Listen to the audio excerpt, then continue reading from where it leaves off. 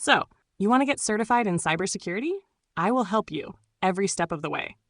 In this video, we're going to explore powerful commands that will help you find the files and information you need quickly and efficiently within your Linux system.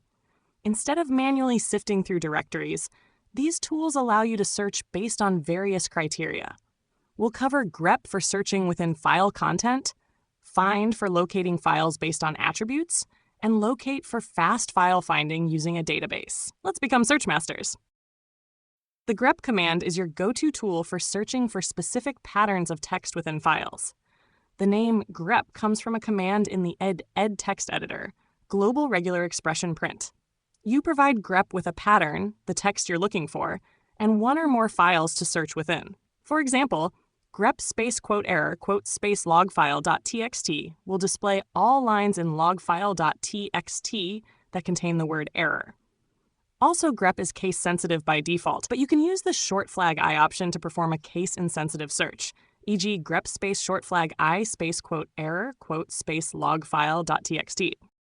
Grep is incredibly versatile thanks to its support for regular expressions, which are special characters and syntax that allow for more complex pattern matching.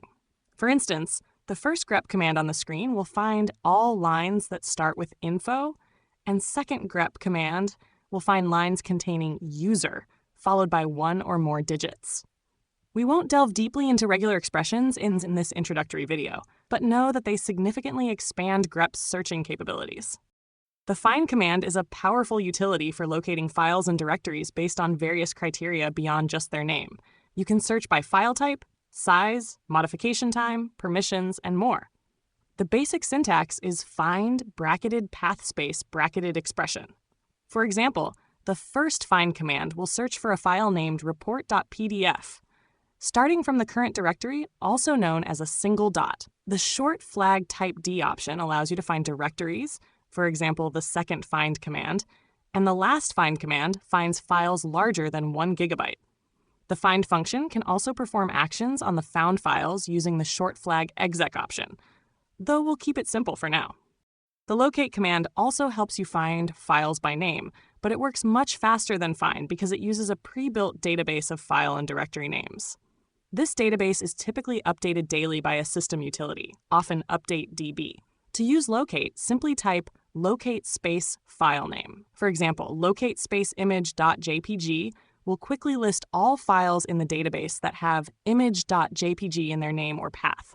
Because it relies on a database, locate might not show you files created very recently if the database hasn't been updated since their creation.